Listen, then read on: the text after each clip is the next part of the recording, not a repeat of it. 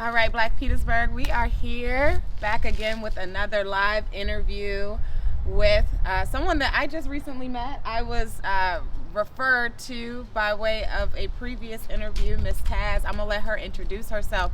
But we're here in the Heights in Petersburg. If you have not been here before, I'm going to let Taz, who is a original resident, born and raised right here. She's going to tell you all about this part of Petersburg and what's going on and what she would like to see happen. Go ahead and let them know who you are. Okay. My name is Tazwell. I'm from the Heights for sure. My mother has been here and the family has been here over 60 years. You might know me by my nickname. My nickname is Pickle, but being that if I round up, I'll be 50 in May. I'll be 48, but if you know me like that, you'll call me by my nickname, but I try to shake that once I got into my 30s or 40s or whatnot. But we're just here in the Heights today. We're just going to talk a little bit about how I came about to do the things that I do, the art culture and the art scene out here, how we're using art to diffuse some situations and, just using art throughout the gentrification of this area. Watching the real estate and watching the gentrification and watching the Heights and St. James and Porterville Street and New Street, watching the $250,000 and up houses is finally here after several false starts in Petersburg. But so tell them where we are. Where are we behind right now? Man, right now I'm going to say we're at the Hardin Street Recreation Center because that's what I've known it to be all my life. It's been a couple of different things, but right now I'm gonna say we're at the Recreation Center. We're across the street from the crib, where I like to brag a lot and say I got an original ham glass in the hood. A lot of cats don't know it's back here, but for a lot of the creatives, they usually wind up back here shooting videos or, because we know it's a work of art back here. The same way when I was growing up, I used to think that the cool sign, which is also in the Delectable Heights, I used to think that the cool sign over by Brandon Williams, I used to think that was graffiti. Because that was the closest thing. I'm young, I'm looking at this big sign or whatnot. I'm like, yo, this is the coolest shit I've ever seen, So, my career in art started out when I was young. I wanted to be a roadie for Guns N' Roses. So, if you can understand what a roadie is, if you're old enough to understand, what a roadie is, backstage roadie for a rock band like that back in the day, those were my, desires.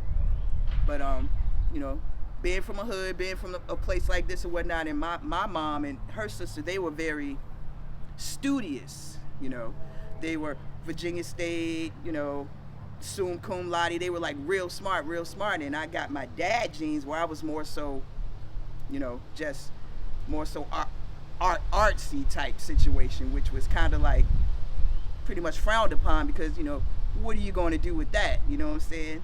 It was rough for me.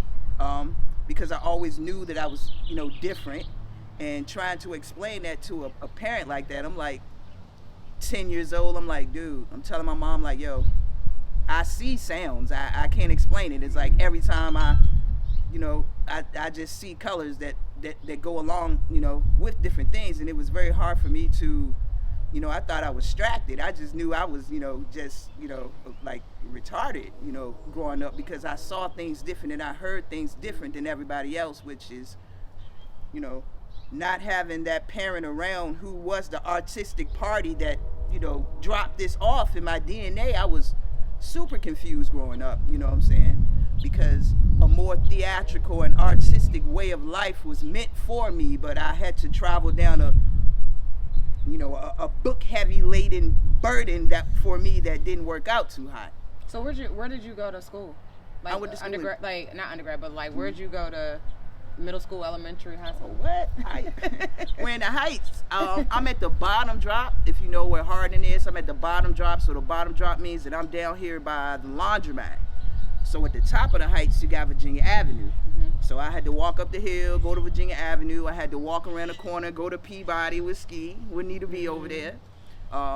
Then after Peabody, I went to Walnut Hill as a elementary school. Mm-hmm. After Peabody, it's nothing else. We went to PHS after that. Now they got Vernon John and everything. And we still waiting on another school to be built. Would be awesome, or more charter schools for the area, because try to keep up with the real estate and with people moving here and paying that much for a house. Give them some choices for some schooling for their babies, guys. So Virginia Ave, it's closed now, ain't it? Yeah, Virginia Avenue is closed. How long has that school been? Virginia Avenue been closed now for like over 20 years. Okay. Wow. Right. So it's a different neighborhood than where it was, like what it was when you grew up.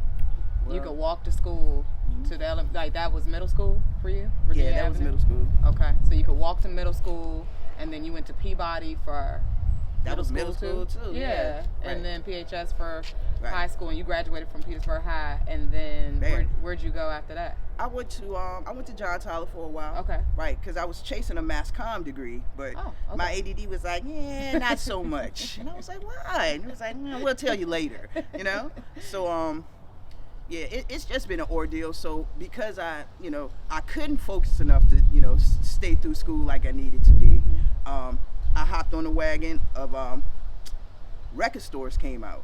So I started working for Peaches and started working for Willie's and Tower and BK Music, and then I became manager at these places, and that type of lifestyle just worked for me.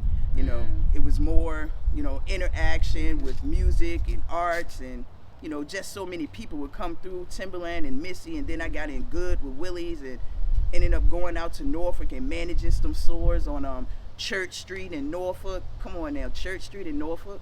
And then I'm in on LaSalle over there in Hampton, and this is around the time that DJ Envy was going to HU. Right, that's how old I am. Hold on. Right, you know what I'm saying? So it was definitely a situation, but just when did you actually start developing your creative talents? Because it sounded like you had a love for music. Right, but and then it grew into visual arts. Well, it definitely grew into visual arts, but in the record store, definitely having a love for music, definitely having a love for A&Rs, but back in the day it was more so about street teams. It was lots of flyers, lots of posters, lots of cutouts, lots of build outs, lots of things that came along with, working at the record store. We get box loads of DOS effects posters and build outs and cutouts that we have to put together, and I'm like, okay, dude, this is awesome. I'm able to do this, easily. Then I got into decoupage, which was I built my first house when I was like 23, 24. Oh, nice. And I went to Kirkland's, and I found out that big pieces of art was very, very expensive. You know what I'm saying? So I'm thinking, how can I get my point across? How can I get my, artistic, eye across without postering out the new construction, because that's not going to happen. You know what I'm saying? I'm too old for posters now. So I was able to adhere those images to pallets. I'm in the warehouses. I'm working. The record stores are closed. It's over. Video killed the radio star. All the record stores are closing down. I'm like, dude, what I'm going to do? You know what I'm saying? So I went warehouse for a while, and I started, doing warehousing, and just I can't stay still. I can't be can't be enclosed like that. You know what I'm saying? So I'm working with pallets, and I'm every job you can imagine. Hill Phoenix, DuPont, like all the Dominion, like all the jobs. I just like ran through them, and I'm just looking at pallets, and I'm just crying because I'm on a 11 to 7, and I'm in here hurting. You know what I'm saying? I'm looking at the pallets like, yo, something got to give. You know what I'm saying? So I'm able to use the pallet as the canvases and use that to recycle, without have to, pay for canvases and whatnot. So it was, something that had to come about. So I finally shook off warehousing. I'm like 24. I opened up a bar on Broad Street next to like Barkey's and next to Harvey's Barbershop. Like this is like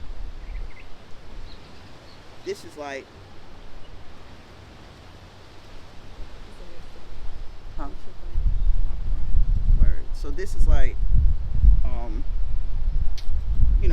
something that I was doing because I just couldn't maintain just being in a warehouse like that that whole time. Like I just couldn't think like that.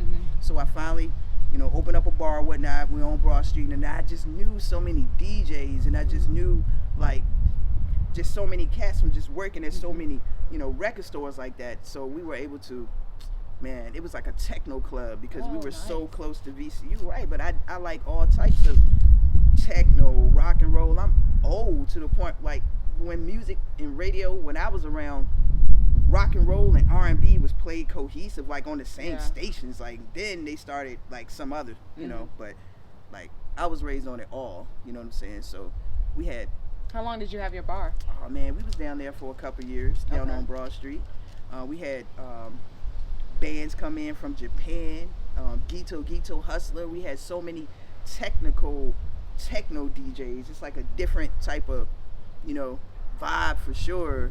I mean, we did, some spoken word and stuff like that too, but my main thing was like bringing in the bands, the live go-go bands, the live instrumentation, you know what I'm saying? Just, being able to bring that aware, being from, being that my mom had me mad young and we were, on the heights or whatnot.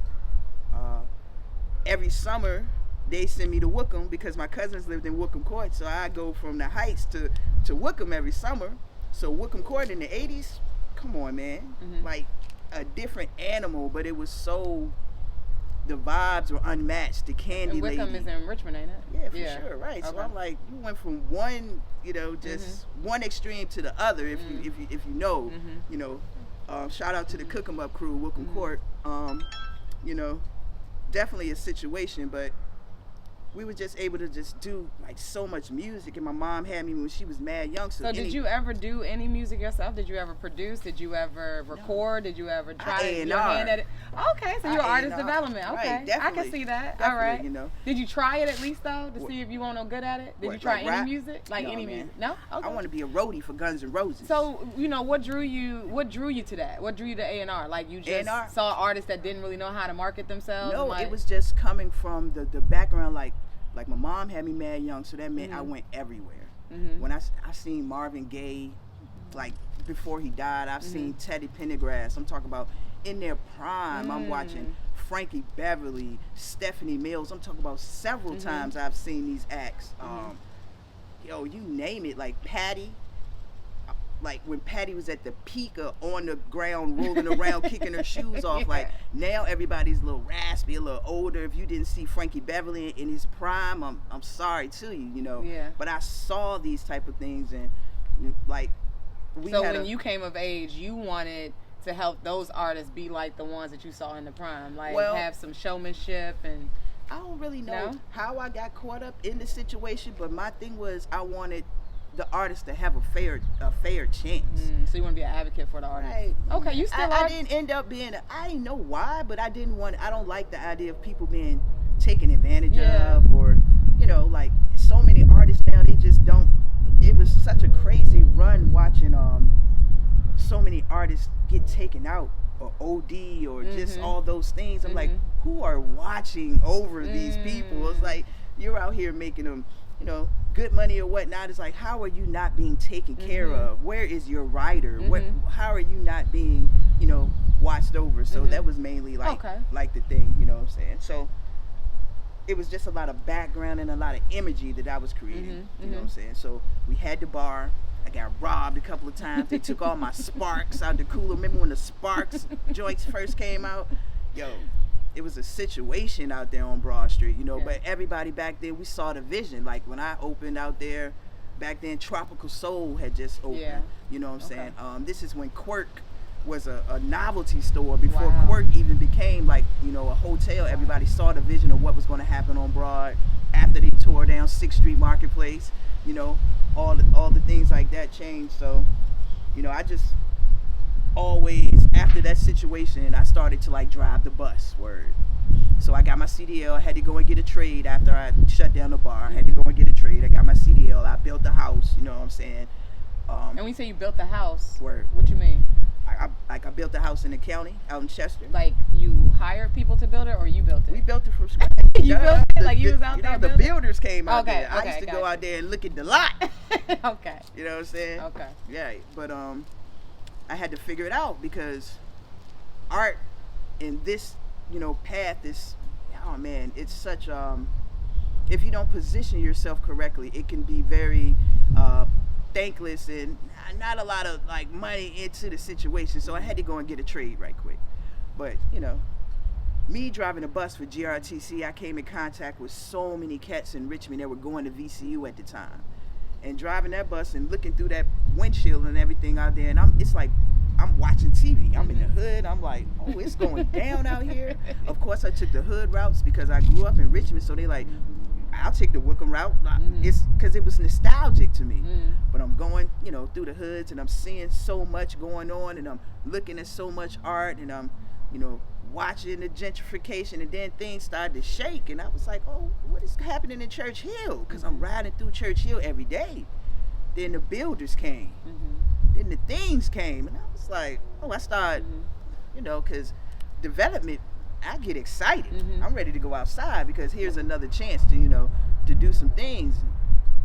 A lot of investments. We did I do some landscaping and like all types of things, and then Southside hit, and they started to redevelop Southside, and with those things came the things that I like again. It was like, oh, we're gonna do the art again, and little coffee shops are cool again, thrift stores, because I thrift, because I always had a thrift store.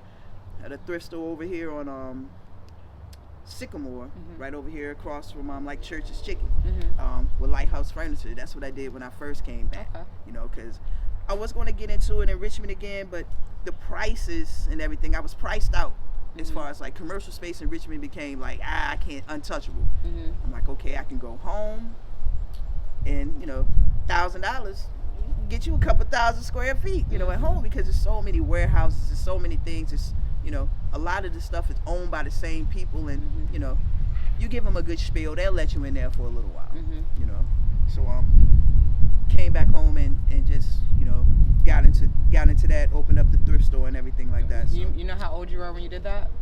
Dude, this was after Better Block.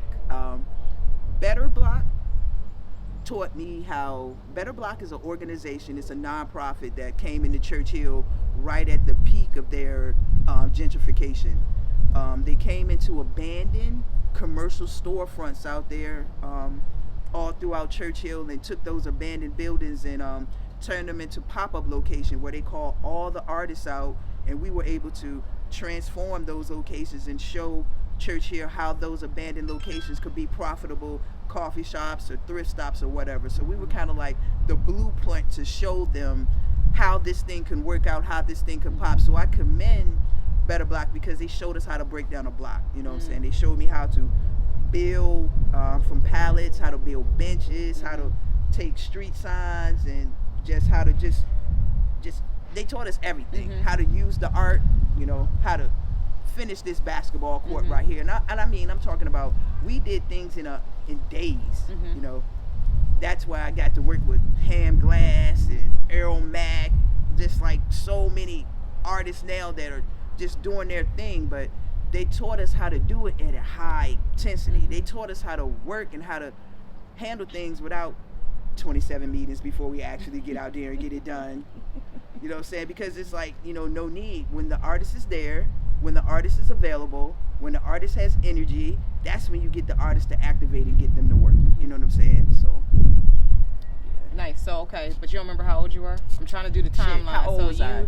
You went from... When I came back here, it was probably like 2014. I'm 48 now, so I was probably like scared.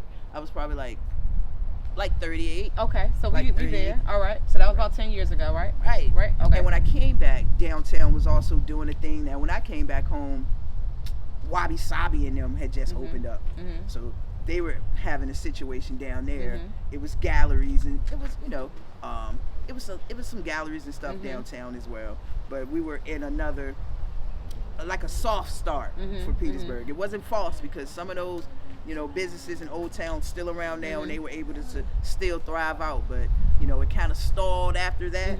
A lot of people lost out on their situations. And then we had another wave, a couple of years ago when Artist Space came and, Brown Street, things started to pop underneath the cool sign is when I went back out there. So nice. So talk to us about your art.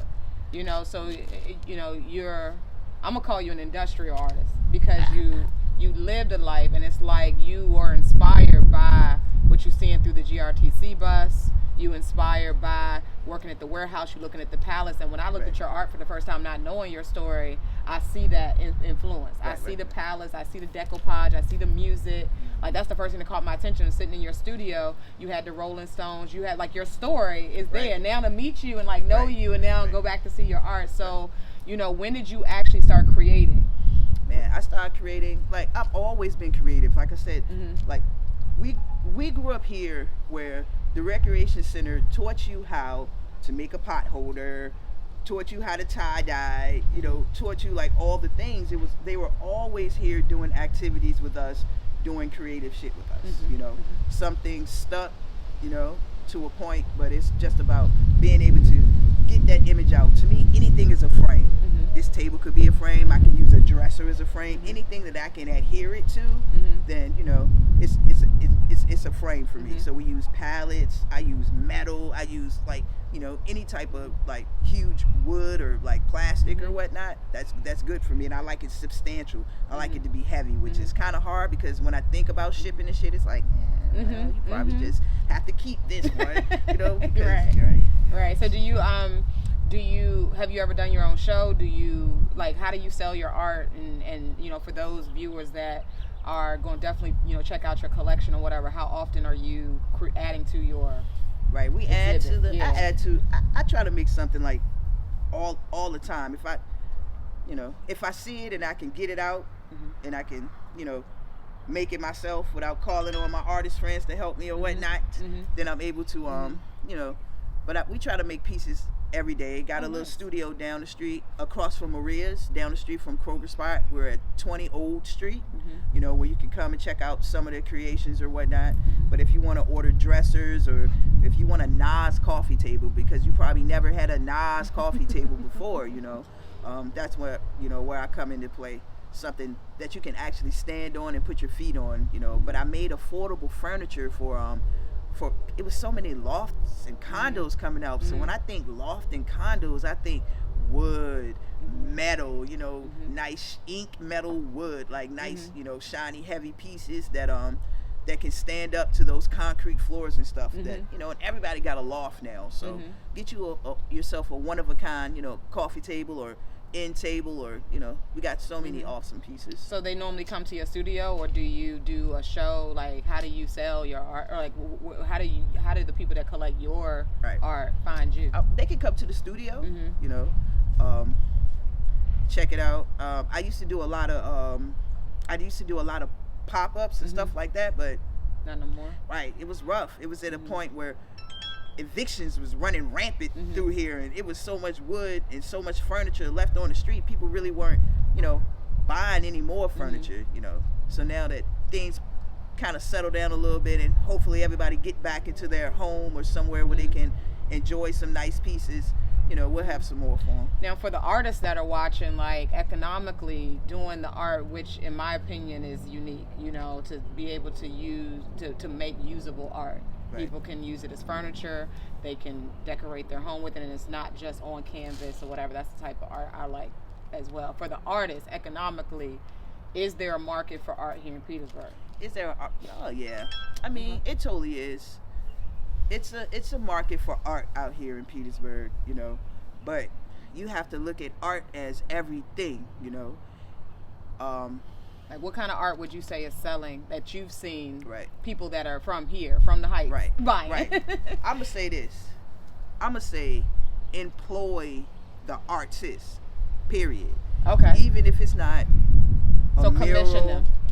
If it's not a mural or a canvas piece or whatnot.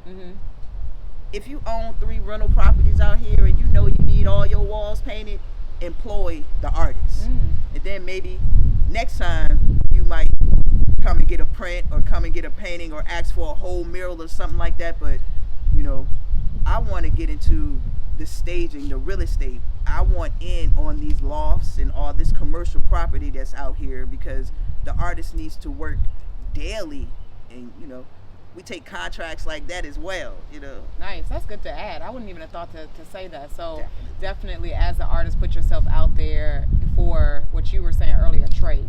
Yeah. Like, even if it's not creative work, you're still using those skills, and it allows you to form relationships. Because who's going to cut out your wall owners. and paint your wall better There's somebody Yeah. that actually know what they're doing every Yeah. day and will. And I've met some contractors that are former artists. Yeah. I've met, what's the guy you were telling me about?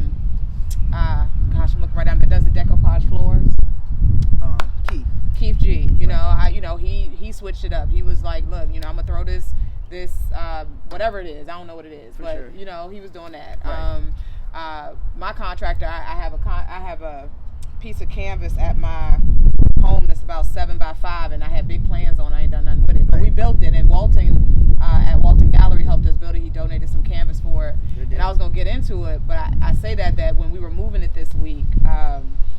My contractor was like, yeah, I'm an artist, man. I could do some stuff with this. And like, right. I could see the way he think, putting up the sheetrock and how he cut stuff out. And like, so that's a good add-on that as an artist, with employing them. When it comes to buying art, and I just kind of being on the outside, aspirational, side of things, I noticed that a lot of artists copy each other. You know what I'm saying? If it works, one person put it on a shirt, now you got 50 artists that are like, rinsing and repeating the same thing. And I've always been a firm believer to be unique. Right. Like that's art. You got to be right. creative and different. And once you start trying to make money, people have to copy each other because like that's what the market wants. Because you're here in Petersburg, because you've been doing, add to that. How do people buy? Like, how have you been successful with selling your art? Like, who buys it? Is it friends and family? Is it true art enthusiasts? Like, who's here in Petersburg because they did the artist lofts, they have the artist space that you're in now. You said it when I met you that art attracts gentrification, and that's a precursor to development. Right. Right. So who's buying it? Who's buying your art in particular? And do you have to be cheap? Like, do you have to make it affordable? I mean, but all right, it's all types of art. Mm-hmm. You know what I'm saying? Some artists are abstract artists. I do, decoupage and whatnot. A lot of people press up clothes, t-shirts and whatnot, but for sure, make it affordable. Okay. Definitely understand where you are, and you want everybody to be able to have, a piece of your art or whatnot. Mm-hmm. So when they make, t-shirts or make jackets or, use thrifted material to make your art, you can have a cheaper cost that maybe it can get, bought or passed on. But understanding the area, understanding your demographics as an artist, understanding where you are, and knowing that your piece being worth, a couple of thousands of dollars right now, you might not get it. You might not get it here. You have to go outside of, your norm customer and go and do things where you're going to be compensated for and taken care of, and your art is going to take care of you because that's your gift for sure. But your customer base down here is just not at a point where you're going to be able to sell like that. You know what I'm saying? That's why it's important to be able to have events where you can do galleries and auctions and stuff like that, where you can get your work off in different ways. And I mean events, and I mean a lot of them, and I mean frequently. You know what I'm saying? To keep things rolling. And I don't seek work here is more so community based. You know what I'm saying? I'm gonna do it here because I love it per se. I'm gonna do it here because I'm from here. I'm gonna do it here because I want to see it done here. If I've seen it done in DC or I've seen it done in New York, I want to see it done at home.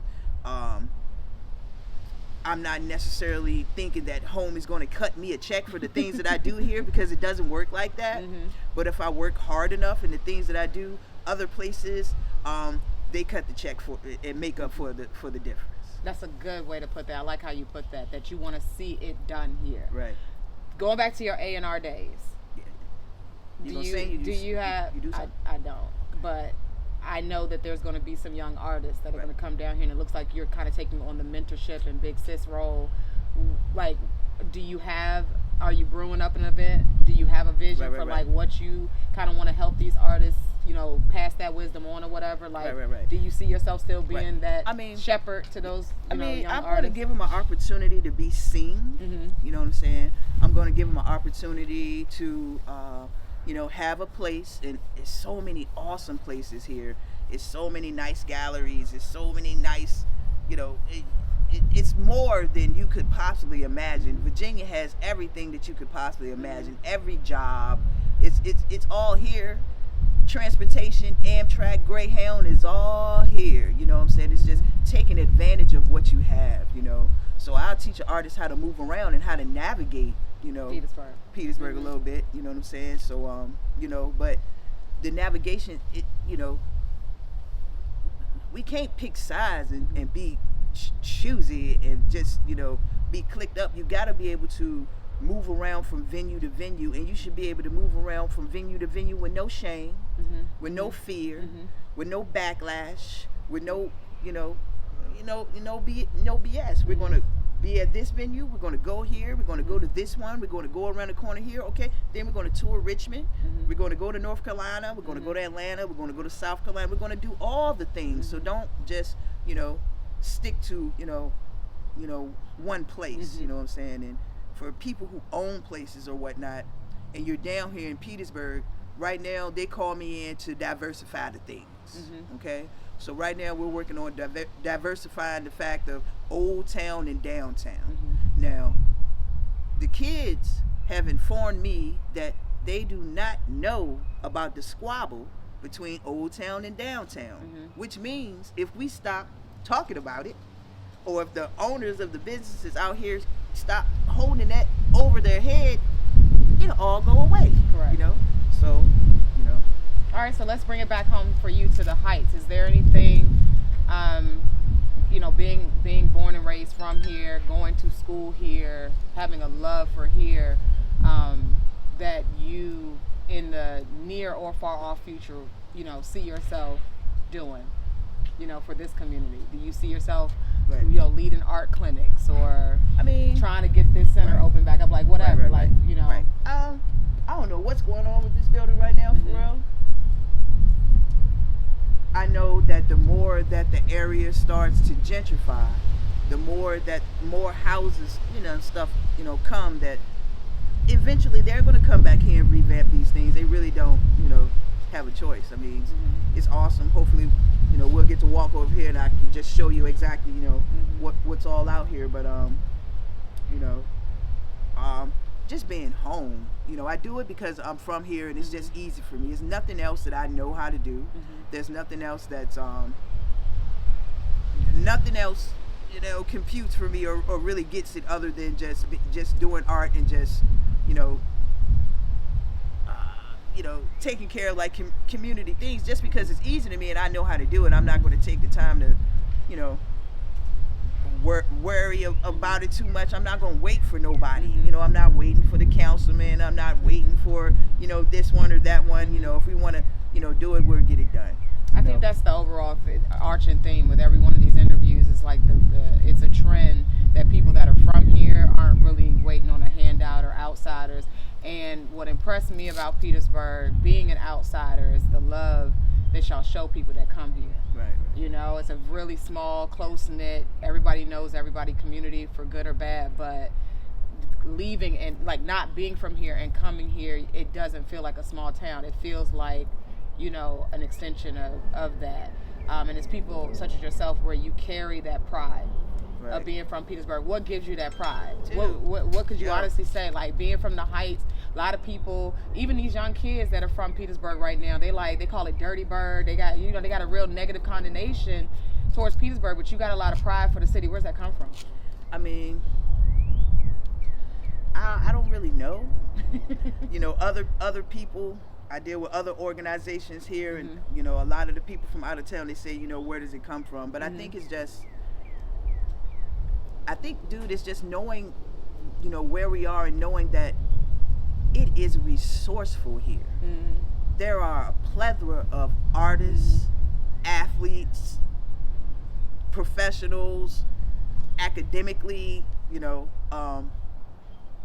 that's where it comes from. Everything, That's what she was saying on the way up here. She was like saying, like, yo, Trey Songz's mama helped out with this here. Right. It's success has come from here, and it looks like us. Right. And when God gave me Black Petersburg to do, that was the narrative that I wanted to push above all the negative imagery and media that comes out of this really small city. Is that it doesn't matter where you are. If you bring up Petersburg, people, especially of your generation, have a lot of pride. Like Peabody was open, Virginia Avenue was open. Like it used to thrive. It was opportunities, and then it kind of dwindled. But I think a lot of your generation is still young enough to be fighting for that. The older generation it kind of feels like they've thrown their hands up and like, all right, our day is done. But like, you're still out here in these streets. You're still making art. You're still working. You're still repping Petersburg. I mean, because when it all goes down, I just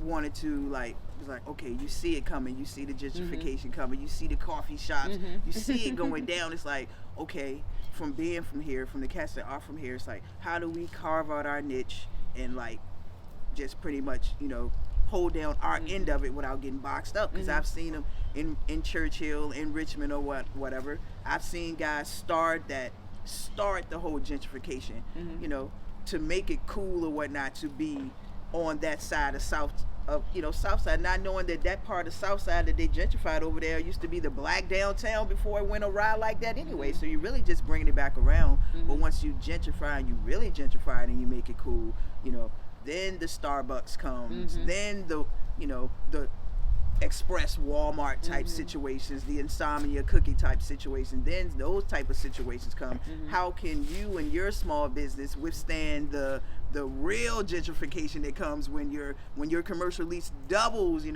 because now everything's hot out here, what I'm saying? So how do you hold on?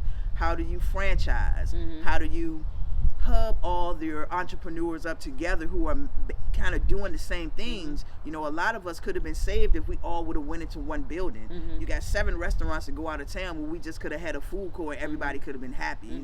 It's being smarter about the things that's going down, and also the people that come out here to help us. It's like, dude, are you really are you really here to help us? Do you really understand what's going on right now? You guys are watching us drown out here. You're just like, oh my God, I'm so sorry. It's like, what? Throw a life preserver or something. Like something is, oh no, we don't see you. You right, know what I'm saying? Yeah. So when it got to that type of point, it's like, dude, you're gonna see me. You know what I'm saying? Because you saw a lot of kids or whatnot that came into artist, programs or whatever, who got shafted, because they overpromised, super underdelivered. But it was so much crime and everything that went down at the same time. I could see why they wanted to distance themselves, but they left so much talent on the table in that joint, So I'm watching a 20-some-year-old that can sing with the lungs, and artists that came down here from Richmond, and just like, I'm looking at the talent like, oh my God, I can't believe such and such is here. Wow, this is going to be awesome. Then it was just like, wah.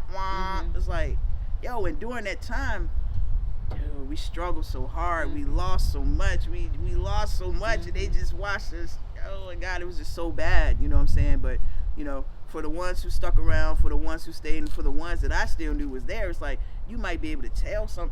You might be you broke their little hearts and stuff like that because they came there for a reason. But I, and my 47-year-old self, was like, you can't really break my heart like that. It's like, dude, like you might could tell them that, but you really can't tell me that, you know what I'm saying? Because I know better than that, and I see you daily, you know what I'm saying?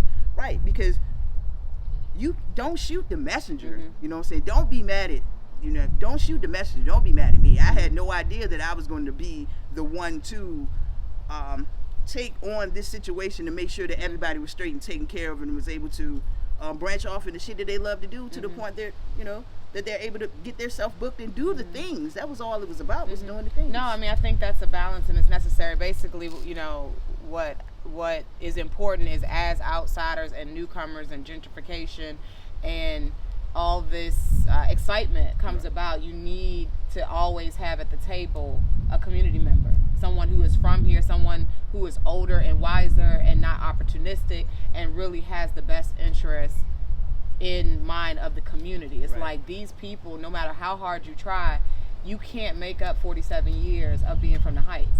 You don't know what this looked like. You don't know everybody's name on this corner, and everybody's house. They're not gonna answer the door for you. They answer the door for Taz, because they mama and they mama and mama. So when you're making progress, you're making, you see it where a lot of decisions are made excluding community members. A lot of projects are taking place, and no shade to Ham. I love Ham. I love what he's doing in Richmond, and it's important that artists from here are getting opportunities and getting employment and resources. So it's definitely a necessity for individuals such as yourself to come back to places like the Heights, be out here telling people like, yo, y'all need to check this out, y'all need to go to this meeting, or this is something available, and they'll trust you.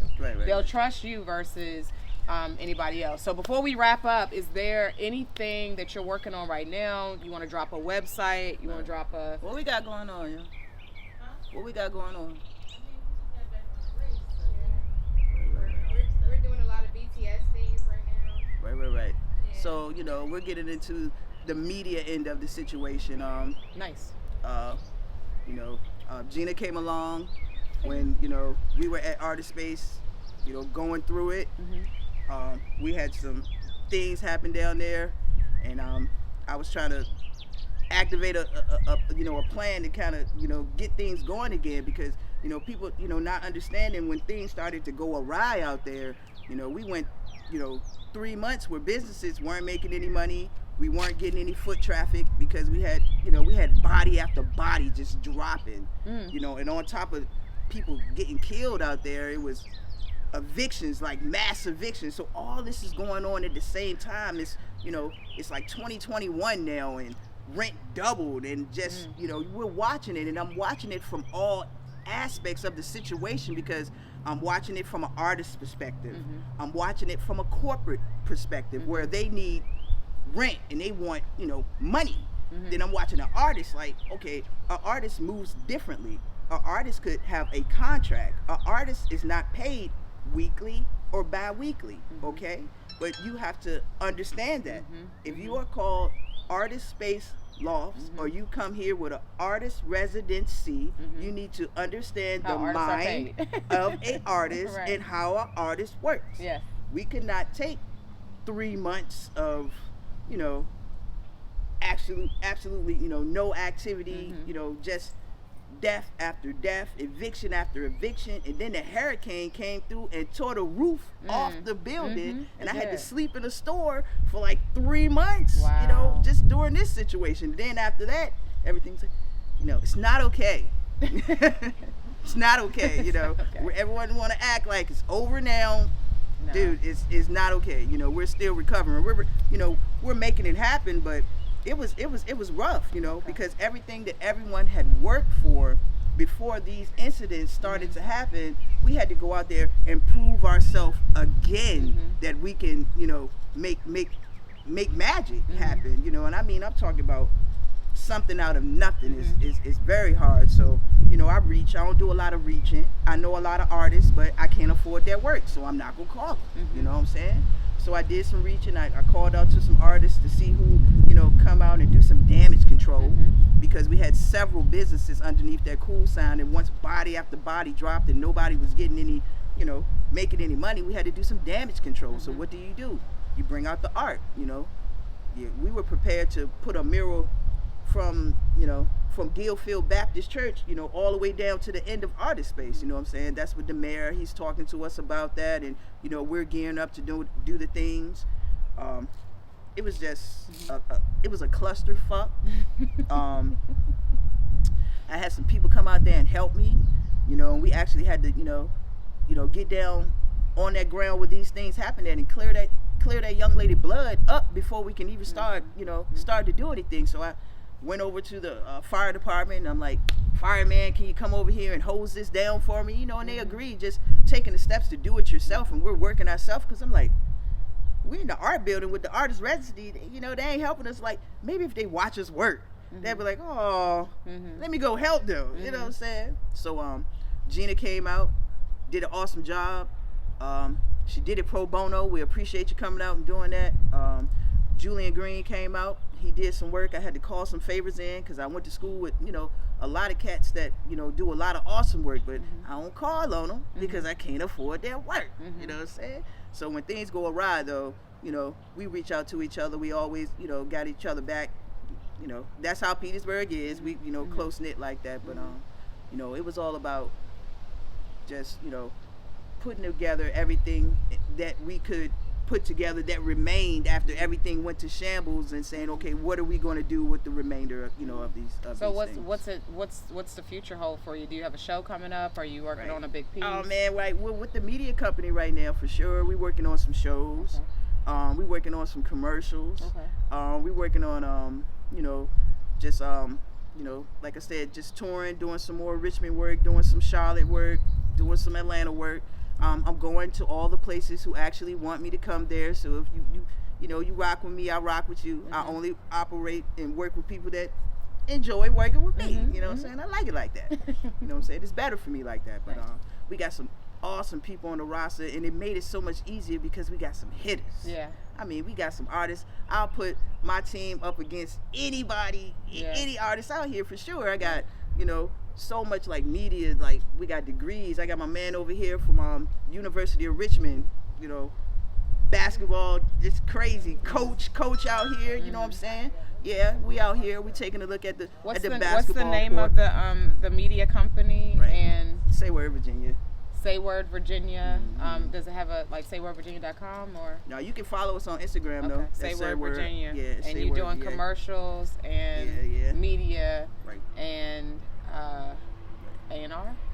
I mean, I'm an A&R. Make sure my team, my guys, straight as much as they can. And try to commute and try to create opportunities from them, and bridging, some of the nonprofits together to actually work, with the artists and bring them aboard. A lot of people coming to town with a whole lot of money that don't want to pay nobody for the things. You know what I'm saying? We can't, operate like that. You know what I'm saying? Like, you can get your mirror and you can get your work done and whatnot, but you got to help me help you, because we are starving. And I'm not going to keep saying it. You know what I'm saying? That's why we have to make sure that we eat. We have to be very creative in the things that we do, and a lot of things that we do, they're not around here, because we want to be compensated. What's your Instagram for the followers, and how can they shop your collection of art? You can follow me at Her Story Repeated. At Her Story Repeated? Yeah. Right. That's on Instagram? Yeah, for sure. All right. Any websites, anything, any links? It'll be posted on my Instagram. All right, guys. Well, this was another Black Petersburg interview with Taz, original resident here at the Heights, behind the, tell it to me again, the Hardywood? We're between the Harding Street Recreation Center. Harding Street. Right, Recreation Center. So if you're looking for Taz, she lives across the street. It's like, no, y'all know where my mom at, for real. Just, And if you want to see this beautiful mural done by Hamilton Glass, it's on the back side of the building. Yeah. But maybe the next time you come up Harding Street, this place will look a little different. Thank you for watching, and we'll be back here soon with another Can I tell her interview. one more thing? Yeah, go ahead. We're working on a pickleball court. We got the pickleball court covered, so stay tuned. You don't know nothing about it. Get ready. We're going to do big things in the Heights, man. It's a beautiful, beautiful community. You got to come out here. You got to meet the people, and, you got to definitely feel the love for yourself. All right. Take care. Thank you so much.